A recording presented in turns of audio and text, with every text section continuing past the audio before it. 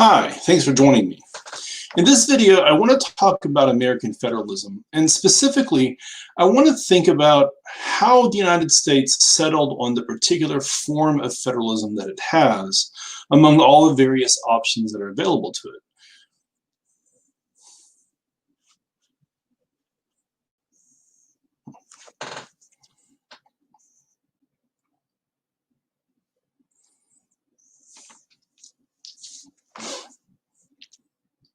Hi, thanks for joining me. In this video, I want to talk about American federalism, and specifically, I want to think about the question about how did the United States government pick the particular type of federalism that it has today. Because it turns out that there are lots of different ways of arranging a political system, and over the course of American history, we've actually experimented with a couple of different ways of thinking about federalism. So first of all, when America was first founded, the United States government didn't start out as a federation. We actually started out as a confederacy under the Articles of Confederation. But for various reasons that we discussed in a previous video, we ultimately decided that the confederation just wasn't working for us. Now, we could have tried a unitary form of government, which is the government that the British government used whenever we were colonies, but for lots of different reasons, we also decided that we needed something that was more decentralized and more effective for a country that already had previously existing states. So instead, we chose a federation. Now, why might we have done that? Well, there are at least 4 or 5 really good reasons. First of all, federalism allows the government to have a sense of unity where they can address common problems or deal with common threats, but you don't have to have the same level of uniformity that is often the case with a unitary form of government. Different regions, different states can have their own separate identity and try to solve local problems in very different or unique ways. Another thing that we liked about federalism was that local control is possible when you have different sovereign provinces or different sovereign states around the country.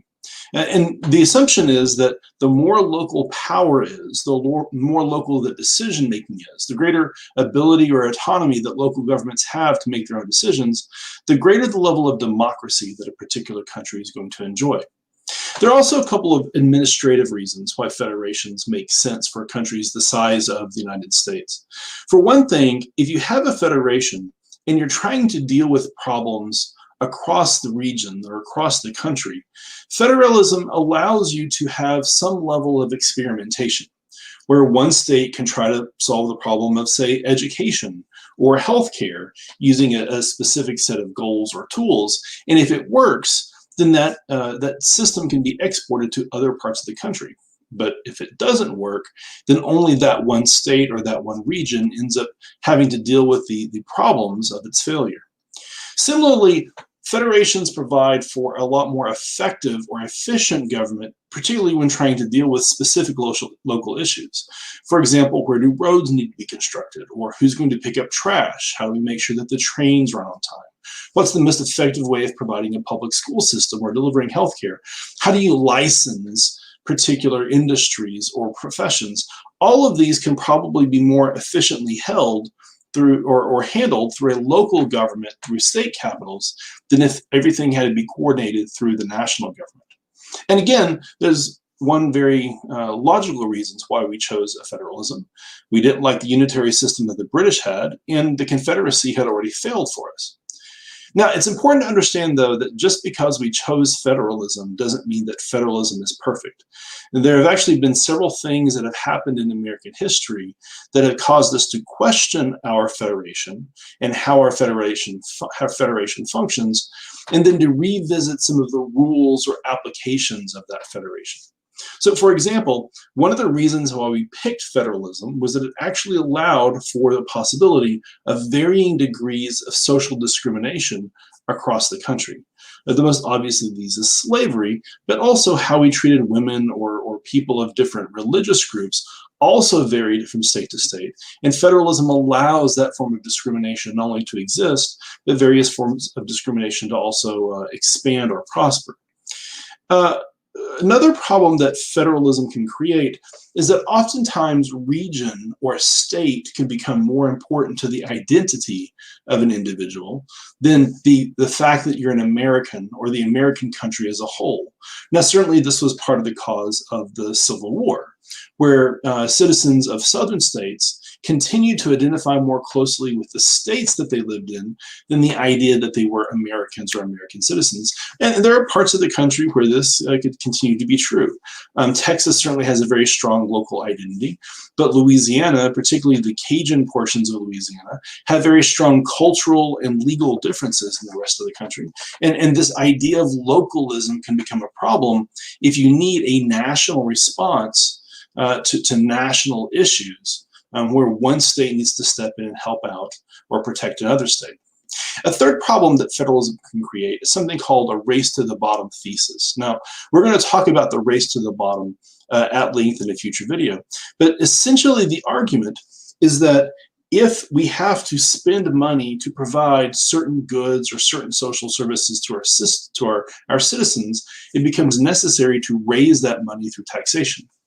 But if a state that decides not to provide social benefits chooses to instead cut taxes as a way of attracting or stealing businesses from other parts of the country, the net effect is that parts of the country that have robust or sound social services may be forced to take away some of the benefits that are provided to their citizens as a way of trying to offset the costs necessary to keep the businesses from fleeing to low tax areas. So, understanding why we might have chosen a federation, well, why have we picked the particular type of federation that we have? In order to answer that question, it's probably helpful to think back to an issue that we've discussed in a previous video. Is it best to think of the United States and its Constitution as a nation composed of the various states, or is it best to think of the United States as a nation of its people? In other words, when our Constitution was written and ratified, was this a Constitution that created a nation where the states played the principal political figures, or did it create a nation where the individual citizens were the ones that were actually primary movers to the political system? Now, in the previous video, we talked about this idea that the United States Constitution, while it's only one document for the last 220 years, we could think of the Constitution as existing in two different regimes. The first regime is essentially the regime that was designed by the Founding Fathers and lasted until somewhere around the 1920s and 30s. Under this regime, you should probably think of the Constitution as very much a document creating an alliance between states. And in a very real sense, the Constitution was really a way of trying to solve a collective action problem, or trying to create coordination between the states. But a second regime could also be thought of it as starting in the United States Constitution somewhere around the 1930s, where the American government decided to take seriously the concerns of citizenship rights that were created or first established in the Constitution through the 14th Amendment, and then extended this notion of citizenship rights to include things like economic equality or a desire to end poverty. So going to this first notion of the constitutional regime, how exactly does thinking about the Constitution as an alliance between states or a coordination problem between states help us to understand federation? Well, one way to think about this is to think about the problem of free trade as it's addressed by classical economic theory. Classical economic theory teaches that all countries or all states that are engaging in free trade would be better off by trading freely with their partners with very low or no tariffs, using a relatively common or easily fluid currency, than they would be if they established protectionist policies. And the reason for this is that states would have the ability of establishing comparative advantages over the production of goods that they're best at, and then trading those goods with other states or other countries that have different sets of advantages. In this way, all economies grow faster because all economies are producing more effectively. The problem is that while it may be theoretically true that free trade is better, the free rider problem in the collective action problem also suggests that while I want everyone to trade freely with me, I would like for me and my state to be able to cheat, basically to be able to take advantage of the system. Maybe I want to try to find ways of preventing outside goods and services from coming into my state. Maybe that what I want to do is to subsidize my businesses or my farms so that way they can offer goods at lower prices when they're being exported into other countries. Now, this is one example of the problem that the United States faced at the time of our founding. There are 13 different states, and all 13 states would benefit if they could trade freely with one another. And they would also benefit if they could find some way of ensuring fairness between the various states while also protecting themselves from common external threats. But in order to do that, they needed to create a system of identifying when one state was attempting to cheat or free ride in the collective action problem, and then establish a means of enforcing fairness upon the states. And that's essentially what the national government, the national constitution, could be thought of as doing under that first regime of the Constitution. Now, there's several elements in the Constitution that suggest that this might have been what our founding fathers were thinking. First, the national Constitution creates something called the Supremacy Clause, or it has something called the Supremacy Clause. The Supremacy Clause of the Constitution essentially says that in any area of interest that the national government can speak, it has the authority to do so, and that its rulings, its behaviors are supreme or superior to the states, essentially preventing the states from free riding or cheating on one another. A second clause contained in the Constitution is the necessary and proper clause, also sometimes referred to as the elastic clause.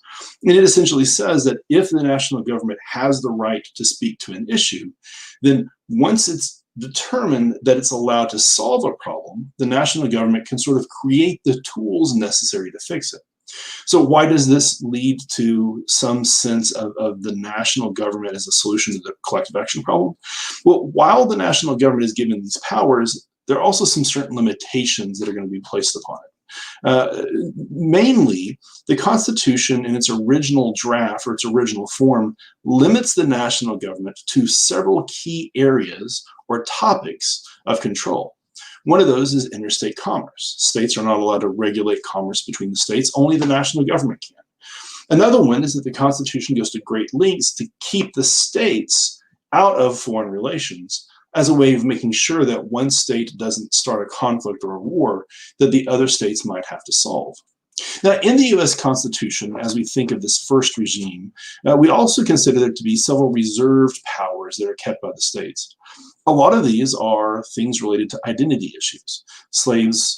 Slavery was allowed to be decided by local states, for example. How women were going to be treated under the law was a local state issue.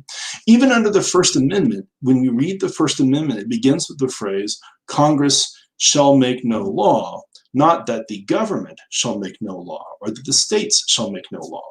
The states were perfectly free to place restrictions upon the freedom of speech or the freedom of press. The states were perfectly free to establish religion or to favor one religion over the other under the original understanding of the Constitution in this first regime. Now, the states were also assumed to have a number of implied powers or inherent powers, like taxation or police powers. And the Constitution also appeared to ensure that the states could not be compelled to use their powers or to use their resources to pursue national goals in areas the national government was not allowed to enter. And finally, the states were also responsible for getting involved in the shaping of the national government through the electoral process. The states set the electoral rules under the first constitutional regime. The states directly participated by selecting who the senators were going to be. The states played a large role in figuring out how the electoral college would be decided because the electoral college is weighted to benefit smaller states over larger ones.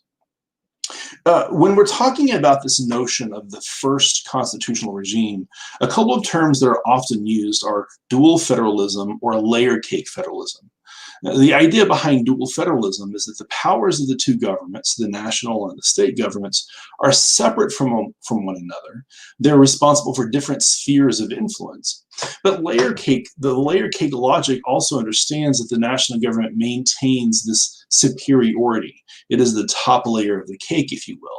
It's not allowed to participate in what's happening with the lower level government. It's not allowed to get involved in the citizenship rights or interstate issues, but it is nonetheless containing a certain degree of supremacy.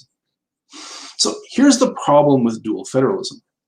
Dual federalism, the federalism that existed under the first constitutional regime, assumes that economic equality and identity issues are entirely issues of the local government. The national government has virtually no role in trying to make sure that poverty is dealt with, for example, or that minority groups or women are not going to be discriminated against by the religious or social norms of states or local cultures. What this means is that once the federal government, once the national government becomes serious on the nationalization of these issues, the old model of federalism, the dual federalism of the past, it just simply becomes unsustainable. We think about a couple of different versions of what federalism begins to look like somewhere around the 1920s or the 1930s.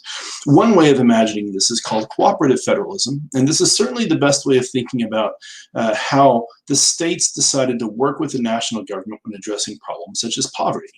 After all, if the national government is willing to provide health care, for example, for the poor, and if the national government is willing to pay for all or most of it, then providing that assistance to the poor in the state of Mississippi benefits the government of Mississippi, who has healthier citizens that they don't have to pay for or raise taxes for. Another conceptualization that you'll read about is called marble cake federalism. Marble cake federalism assumes the national government becomes increasingly involved in what once were state issues. They coordinate somehow, they cooperate in other ways, but essentially this cake of government is entirely or completely overlapping.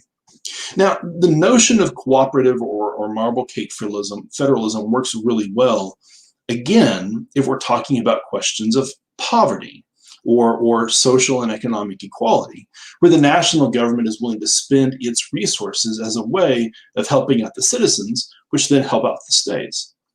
But if we're talking about other issues, the really complicated issues of identity, cooperative federalism no longer makes as much sense. It turns out that states that want to discriminate or that want to have laws that discriminate against sections of their population aren't particularly interested in working with the national government to end that discrimination. So somewhere around the 1950s or the 1960s, a new model of federalism starts to emerge, and we call this model coercive federalism. The logic of coercive federalism is that Americans around the country begin to take an issue or an interest in making sure that the national government assumes responsibility for a certain level or amount of fairness across the country. You might have populations in the Northeast or the Midwest who become very concerned about segregation in the South, or populations on the West Coast becoming very worried about whether or not women in the middle of the country can have access to reproductive rights. In this model, the national population begins to apply pressure to the national government, who then attempts to apply pressure to the states to provide the goods and services that are being demanded nationwide. The national government therefore needs a series of resources, a series of ways of trying to twist the arms of the states. And in a very real sense, this debate over how much power the national government should have and how coercive they should be and how much power the states need to have to fight back has been most of the story of federalism for the last 50 or 60 years.